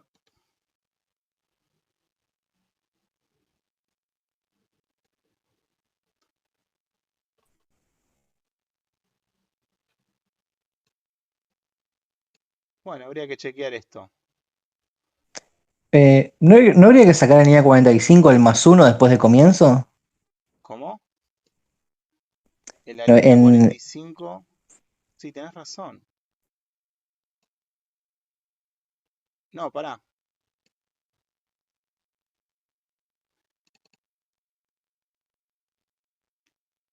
Cantidad de elementos menos 1. Era comienzo menos 1, dividido 2.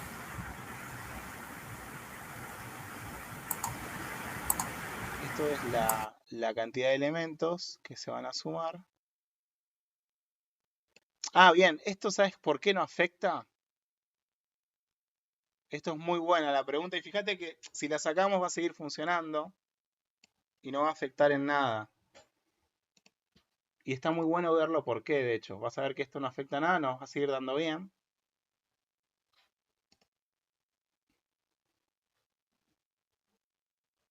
nos sigue dando lo mismo, ¿viste? No afectó en nada. ¿Por qué? Porque acá vos siempre vas a tener dos escenarios. O vas a tener un número par o un número impar acá. ¿Bien? O sea, o vas a tener un 2 o un 3 o un 5 o un 6. Eso siempre te va a pasar. Y siempre que lo divides a 2, tanto a ese número impar como a ese número par te va a dar lo mismo. Porque cuando vos dividís 3 dividido 2, vos sabés que es 1,5. ¿Y qué hacen los números enteros? Esta operación te redondea a piso. O sea, te termina dando 1. O sea que hacer 3 dividido 2 o 2 dividido 2 te da lo mismo porque lo estás representando con un entero, te lo está redondeando a piso. Por eso el back que teníamos acá no afectaba el resultado, ¿viste? ¿Se entendió? Muy sutil, ¿eh? Sí, sí, sí, sí, sí. Bien, pero muy bien el seguimiento con la clase. Otro tema que me gustaría ver es que si esto está bien, ¿no? Este te suma los números de 1.000.000, del 1 al 1.000.000. Los voy a poner acá. ¿No debería ser análogo de como el del 1 al 100 y dar 500005000, por ejemplo? Este era del 1 al 1.000.000. A ver. Puede ser que tengas razón. Para que por ahí ustedes están cursando matemáticas, yo no. Así que puede que tengas razón lo que decís. Vamos a corroborarlo igual. Acá nos da del 1 al 1.000.000, nos termina dando esto de acá. ¿No? Entonces, si esto está bien, porque yo quiero ver si no está sucediendo un caso overflow. ¿Qué pasa si hacemos del 2 a este de acá?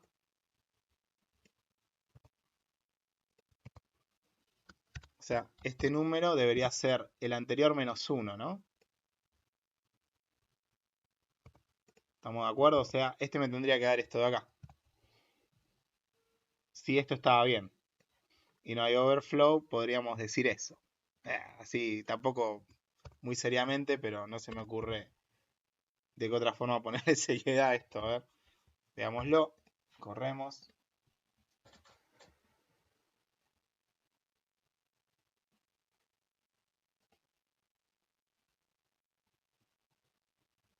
Bien, estamos bien.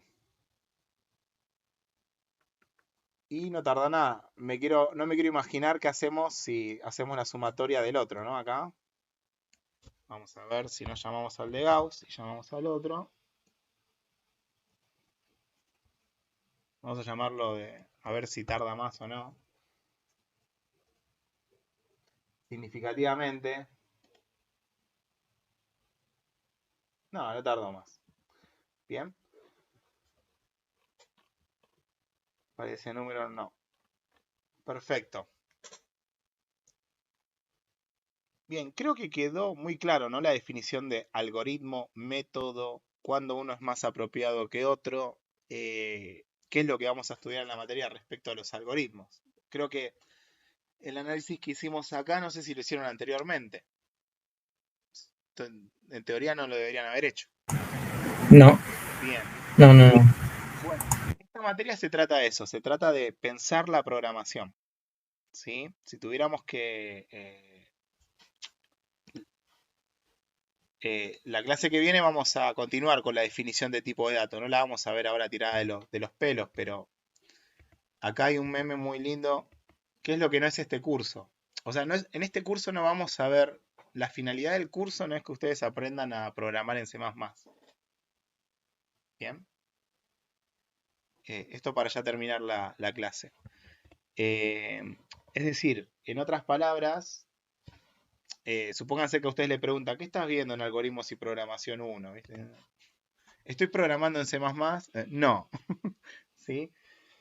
Lo que importa es pensar la programación. ¿Sí? Lo que importa es eso que está acá. Vamos a hablar qué significa un dominio. Dominio es... El dominio del problema de lo que hicimos recién es esto de acá, es esta idea. O sea, esto que hicimos acá fue...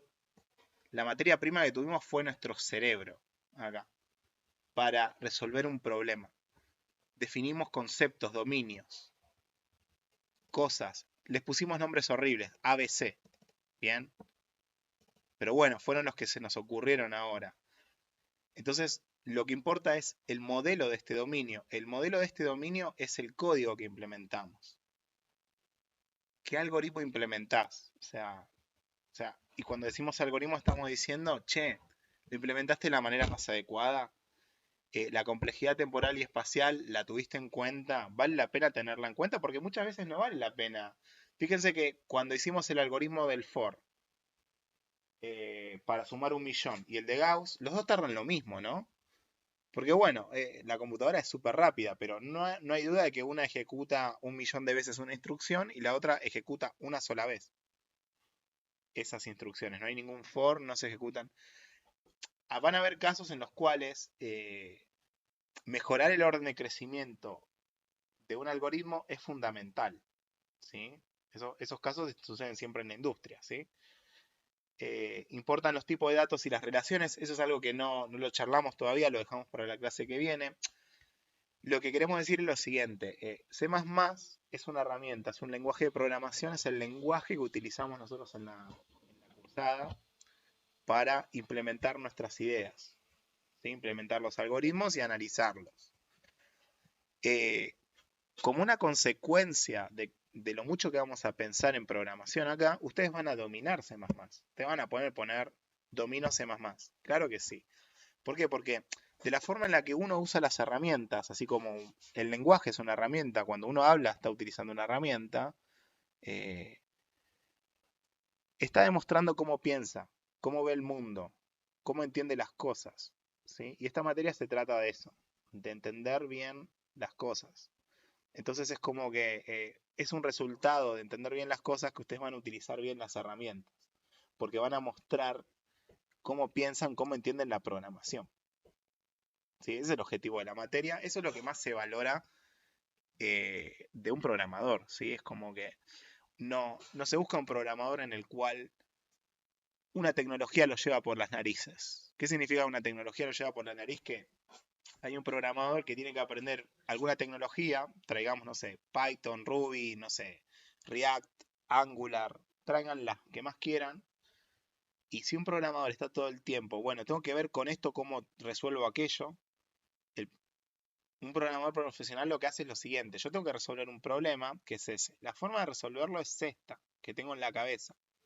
Bueno, con esta tecnología, que se llama no sé qué, que la voy a utilizar, bueno, ¿cómo hago esto que quiero hacer? Esa es la forma en la que uno se debe desenvolver o experimentadamente. O sea, obviamente cuando uno está aprendiendo, no es lo que le sucede, es como que no es así, pero es el enfoque que, por eso está el cachetazo acá, ¿sí? Como de la forma de la cual nosotros usamos una tecnología, estamos mostrando cómo pensamos. La forma en la cual estamos hablando y nos expresamos, también estamos mostrando cómo pensamos, cómo vemos el mundo y esas cosas. Entonces sucede lo mismo como cuando uno utiliza un lenguaje de programación. Es una herramienta. Por supuesto, bueno, ¿qué pasa en la industria hoy en día?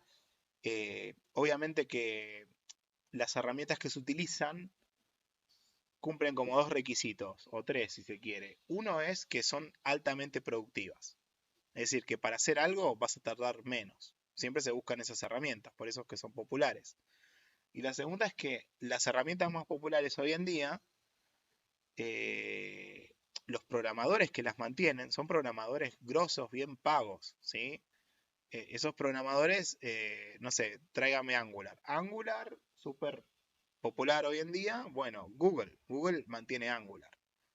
Tráigame TypeScript. TypeScript es usado por React, por otras tecnologías. Estoy en el mundo web porque sé que eso hay mucho hoy en día. Bueno, TypeScript la mantiene Microsoft. ¿Por qué las mantienen ellos? Y porque la mantiene gente que realmente querés que son tecnologías web, querés que la gente que las mantenga conozca lo último en tecnología web. Se lea todas las RFC y sepa definir una arquitectura para una herramienta que sea la más conveniente, ¿sí? Entonces, bueno, hoy en día es como están esas esas son las tecnologías que se utilizan. No se utiliza C++ para programación web, por ejemplo. Nadie utilizaría C++, por más que en C++ se pueda hacer. Bueno, C++ es un lenguaje intermedio que si vos querés hacer una página web tenés que programar mucho. ¿Sí? Podés hacerla y bueno, podés hacerla bien. Se utilizan otras tecnologías que bueno, por esas tecnologías de hecho están hechas en C++, en C++, no sé, las que hablando Java, C Sharp, las tecnologías que más se utilizan en aplicaciones Enterprise, Python, Ruby también creo, Go, no sé, debería chequearlo, Scala y esas tecnologías, pero bueno, C++ la ventaja que tiene al ser un lenguaje que no es de alto nivel como los que mencionamos anteriormente, tiene una muy buena base, ¿sí? Es como que Java y C Sharp, que son dos lenguajes que se utilizan mucho en la industria, heredan mucho de C++. No solo están hechos en C++, sino que heredan mucho de la sintaxis en C++, ¿sí? Está bueno aprender a dominar C++ porque te va a ser más fácil dominar esos lenguajes, por ejemplo.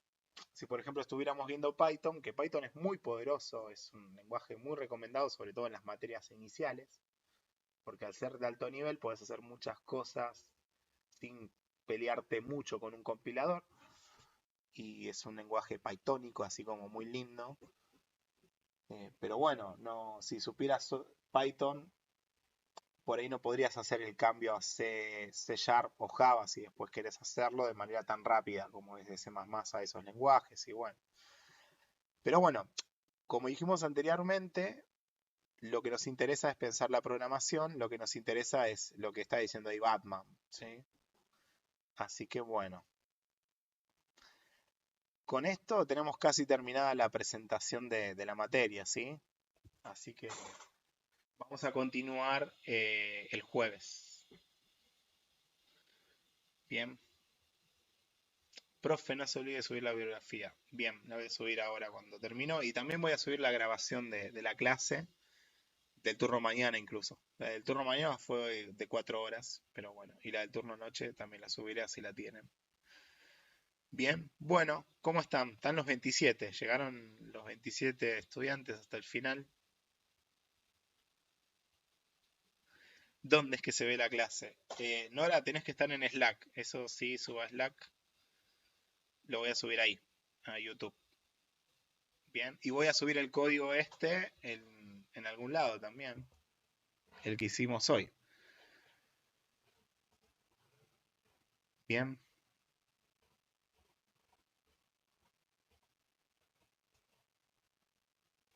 Bueno, hasta acá llegamos por hoy. Nos vemos el jueves. Muchas gracias, profe. Tenga buena semana. Buena semana.